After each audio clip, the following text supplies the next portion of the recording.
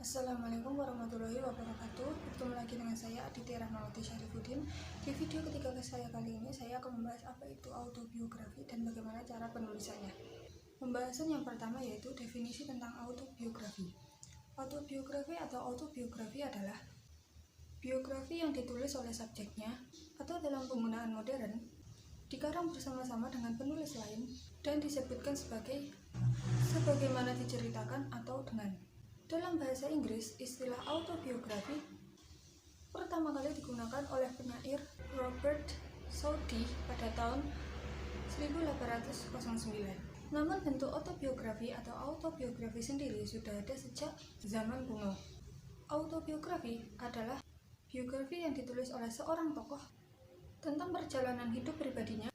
Umumnya ditulis dimulai dari masa kecil sampai waktu yang telah ditentukan oleh penulis itu sendiri. Penulis autobiografi umumnya mengandalkan pada berbagai dokumen dan didasarkan pada memori sang penulis. Sejarah tentang autobiografi. Lihat dari sejarahnya, sebenarnya genre tersebut sudah ada bahkan sebelum novel dilahirkan. Untuk biografi, Evans yang pada tahun 1999 bahkan mencatat karya Plutarch Lives sebagai karya tertua yang ditulis pada abad pertama Masehi. Sementara itu Berryman pada tahun yang sama, yaitu tahun 1999, mencatat paling tidak San Agustin telah mengawali dengan catatan pengakuannya meskipun tidak menggunakan istilah autobiografi pada tahun 354-430. Kata biografi sendiri baru mulai dipergunakan dalam perbincangan formal bahasa Inggris di abad ke-18. Istilah itu mencakup berbagai bentuk tulisan yang menceritakan pengalaman penulisnya, termasuk berbagai subgenrenya seperti memoir dan convention, serta kisah perjalanan. Dengan kata lain, segala bentuk tulisan yang menceritakan pengalaman penulisnya tercakup ke dalam istilah autobiografi. Yang kedua, ciri-ciri autobiografi. Ciri-ciri autobiografi dibagi menjadi 4. Yang pertama, suatu autobiografi merupakan suatu perjalanan hidup seseorang yang ditulis oleh tokoh itu sendiri atau dengan bantuan penulis lain yang ditulis menurut pengalaman atau ingatan tokoh itu sendiri. Yang kedua, autobiografi seringkali berisikan informasi tentang masa kehidupan tokoh itu sendiri dari yang sulit sampai mencapai keberhasilan. Yang ketiga, autobiografi juga biasa menampilkan informasi yang sifatnya positif saja, bahkan biasa ditulis dalam rangka pencitraan seorang tokoh politik. Yang keempat, autobiografi seringkali ditulis supaya masyarakat lebih kenal dan tahu tentang apa yang telah dilakukannya selama ia hidup, dapat mengambil hikmah dan pelajaran yang berharga yang ada di dalamnya. Selanjutnya, saya akan menjabarkan langkah-langkah mengarang narasi ekspositoris. Langkah-langkah mengarang narasi ekspositoris atau autobiografi diantaranya sebagai berikut.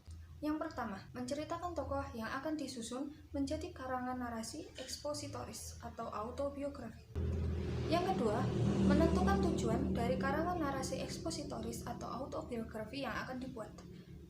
Yang ketiga, mengumpulkan bahan. Yang keempat, mengembangkan kerangka karangan menjadi sebuah karangan narasi ekspositoris. Setelah mengetahui langkah-langkah dalam membuat atau mengarang narasi ekspositoris, kemudian saya akan menjelaskan tentang bagaimana cara membuat autobiografi. Berikut adalah langkah-langkahnya. Yang pertama, buatlah garis besar dari cerita yang ingin Anda tulis. Yang kedua, kemukakanlah pengalaman Anda dalam konteks pelajaran. Yang ketiga, buatlah gambaran saat Anda menulis. Buatlah kata-kata yang Anda tulis menjadi semacam potret. Tutuplah mata Anda, atau jika ingin memang membantu, dan bayangkan sebuah peristiwa masa lalu Anda. Yang keempat, tulislah seolah-olah hidup Anda bergantung pada tulisan Anda. Yang kelima atau yang terakhir, ungkapkanlah sedetail-detailnya dari isi cerita Anda dengan bahasa dan kata-kata Anda sendiri. Gaya tulisan Anda tidak harus menyamai gaya penulis Hemingway, dan Anda tidak perlu mengkhawatirkan tentang ejaan dan tata bahasa yang baik dan benar jika Anda tidak berkeinginan untuk mempublikasikannya secara komersil. Sekian video dari saya. Terima kasih. Wassalamualaikum warahmatullahi wabarakatuh.